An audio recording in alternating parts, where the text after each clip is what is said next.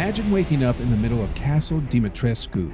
No weapons, no backup, just your wits against a towering vampire matriarch, about 9.5 feet tall, and her 3 bloodthirsty daughters.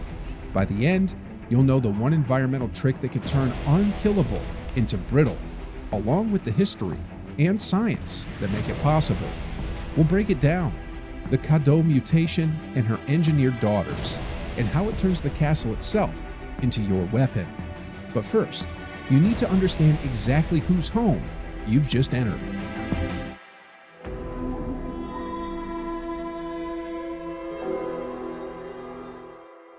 Walk deeper into the village's history, and you find Castle Dimitrescu standing as the last monument to a bloodline once treated as aristocracy.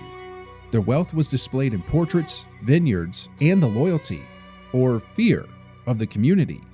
But after the Second World War, political shifts erased the untouchable status of the nobility, and the family's influence decayed. Alcina Dimitrescu was born into this declining power. Already tall and commanding in presence, she eventually returned to the castle in the Middle Age, drawn back after years away.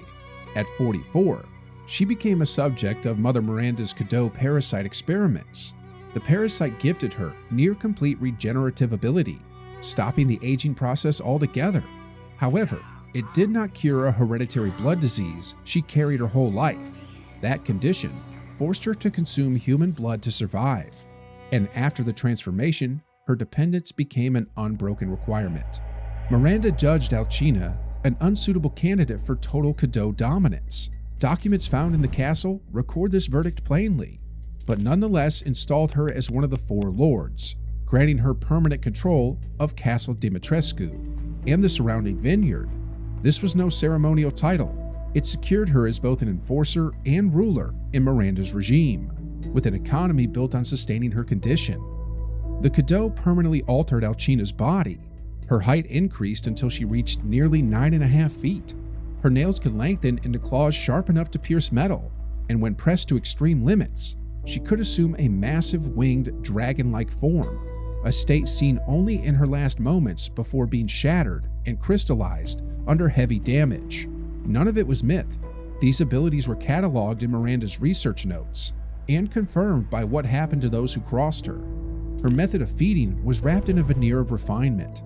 Alcina used her vineyard not simply to produce luxury wines, but to disguise the castle's hidden supply chain. The most famous label, Sanguis Virginis, a blend of wine and freshly drawn human blood from victims taken into the castle. To wealthy outsiders, it was an exotic rarity. To the villagers, it was a well-known death sentence. What passed publicity as a proud family tradition was, in reality, the infrastructure of systematic killing. For those living under her, fear was practical survival. The Cadeau had heightened more than her physical power. It made her an apex predator, capable of exacting punishment with speed and precision. Villagers obeyed not because of lingering respect for noble heritage, but because defying her meant disappearing within the castle walls. The predator's nature wasn't confined to the woman herself. The halls of Castle Dimitrescu were also home to her daughters, creations bred from further Cadeau experimentation. While Alcina ruled with a balance of presence and force, these 3 stalked the dark interiors in a different way, their existence tied to the castle itself. What they lacked in regal presentation, they made up for in relentless opportunistic hunting. Understanding Alcina means grasping how her history, condition, and power shape the environment you are stepping into. But in those long corridors, her towering shadow isn't always the first threat you encounter. There are others who move faster, strike from the darkness, and have their own unnatural advantage over intruders. And they're waiting just inside the castle walls.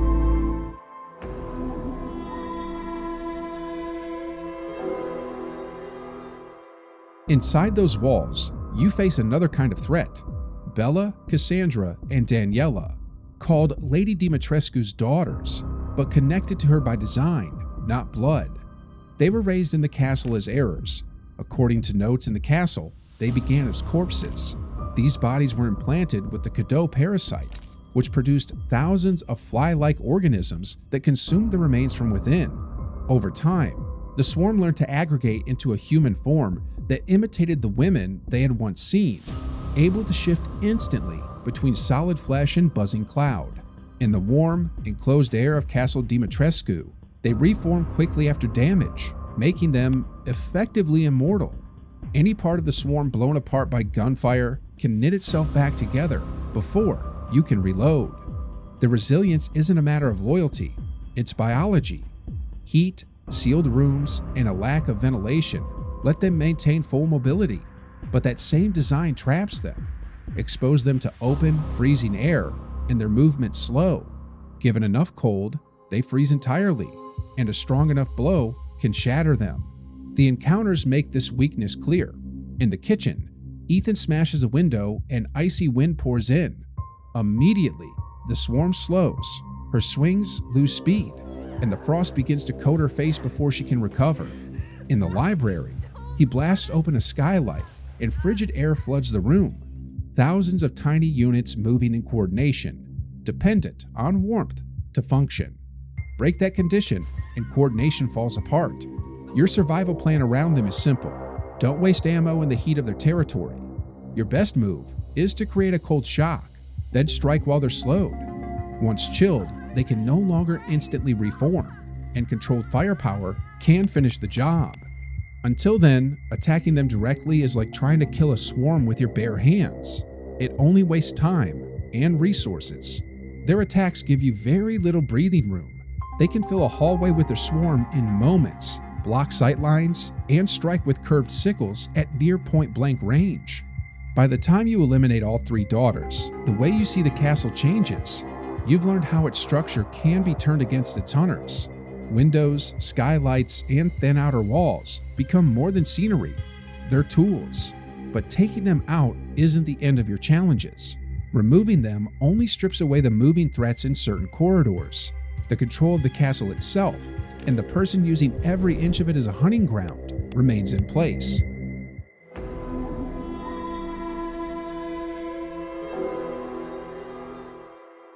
Getting through Castle Dimitrescu demands more than surviving encounters. It requires knowing exactly how to move through her domain without boxing yourself in. The maze-like layout isn't made for visitors. It's layered. Grand halls conceal tight servant corridors. Underground chambers reappear behind rooms you've already passed. And every turn risks leading you into a patrol. The Hall of the Four serves as the central hub, with paths branching toward the Opera Hall and Rooftop Tower in one direction, and sinking down toward rusted, foul-smelling dungeons in another, slowing you while Alcina closes the distance. The real hazard often comes from where the halls stop. Locked doors, barred gates, and one-way passages can turn a quick route into a trap if you're being pursued. Supply points are limited and inconsistent. The smartest priority is reaching the Duke early. He's more than a merchant. He's a safe room, a checkpoint, and a repeatable resource node. Selling treasure to him and upgrading at least one reliable weapon along with your inventory capacity can make every future run through the castle safer. Skipping him to chase objectives only forces riskier detours later when you're low on amp or healing. One avoidable roadblock is the mask puzzle. 4 emblems, joy, sorrow, hatred, and pleasure, must be set in the main hall pedestals to unseal the exit. Each mask is tied to its own challenge and location, forcing you deeper into areas Alcina regularly patrols. Every retrieval is a forced incursion toward her, not away from her. This means route planning is not optional. It's your lifeline. Raw speed is unreliable. She moves at a steady but relentless pace, and you can't always slip past her in tight corridors. More effective is to lead her into long straightaways where her path is predictable. Then, break the line of sight by ducking into a side room or the Duke's chamber.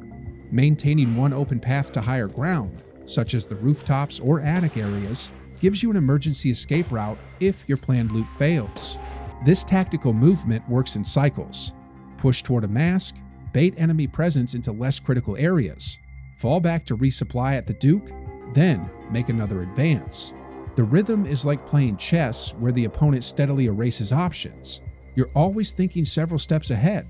Each new mask changes the map in practice, opening shortcuts or locking you out of spots where she's now more likely to appear. Environmental awareness is part of your toolkit. Knowing which door you just unlocked, spotting a balcony that bypasses a hostile choke point, or remembering a drawer with a single herb can shift the balance between progress and being cornered. This isn't about memorizing the entire floor plan. It's about committing the most direct links between hub areas, the merchant, and your active objective, and keeping at least one escape route open at all times. Once you master the movement and wayfinding, you stop reacting to the castle and start using it. Certain staircases can be avoided because of their loud echo. Some halls stay clear for just long enough to dash through without incident. In a place designed to trap intruders, every unlocked shortcut or cleared loop becomes another weapon. And while these techniques seem like game mechanics, they're built on survival concepts older than any vampire legend. The idea of safe zones, controlled movement, and environmental exploitation isn't unique to horror games. It's been used in real-world evasion, wilderness survival, which means the skills you hone here, they'd work, at least in principle, outside the castle walls too.